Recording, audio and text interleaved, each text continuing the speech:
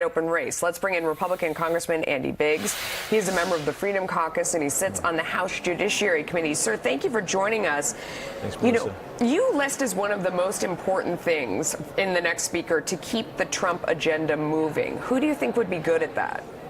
Well, I think there's a whole lot of people that are committed to that, and I heard Jim Jordan talking about it this morning. I think he'd be excellent. I think there's others. I think maybe even somebody like a Mark Walker. I think there are a number of people who are committed to the Trump agenda, and that's what we're supposed to be doing. That's what we promised we would do, and that's the change that the people elected. And so we need to be correspondingly changing.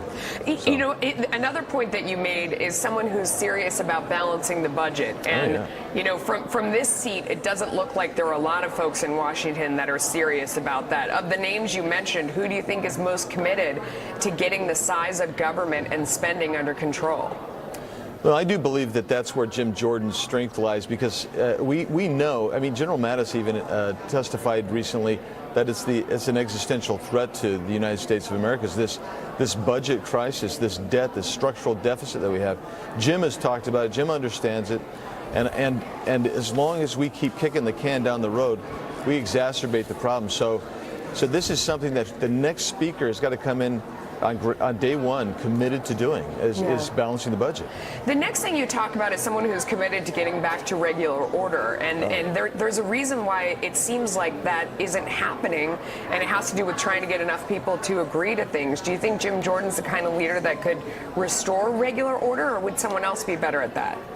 Well, I think Jim would be great at it. I think there are others also that could do that. But let me just say that item one, the budget, is directly tied to the failure to put these items on the floor, let people debate them, vote them up and down.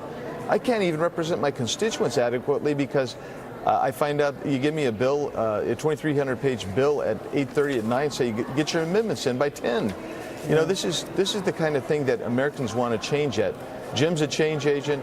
There are others, I think, that want to be change agents. We can't keep going to the status quo and expect anything different. But how did you get to a point where that's what's happening? I mean, what do you think? What's the main blame for the example that you just used? Well, number one, I'd say the Senate 60-vote filibuster rule, and that's not going to change, I don't think, unless they change leadership in the.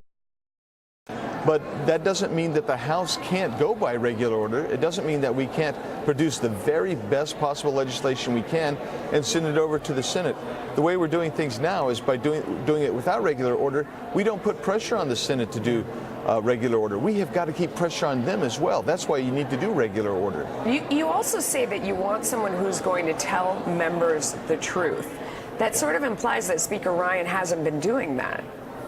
Now, I wouldn't say that it's Speaker Ryan that I'm implying. I think that everybody needs to be more candid, more open, more transparent, and just say this is what's going to happen. And when I look them in the eye, I want to know that what they're telling me is the truth. So they will expect me to perform on my promises, and then they're not going to perform on theirs, keep their end of it. I want to know that they're going to keep their end of the bargain every time. And that includes things like going to regular order. That's one thing that we all want. That's one thing we all talked about.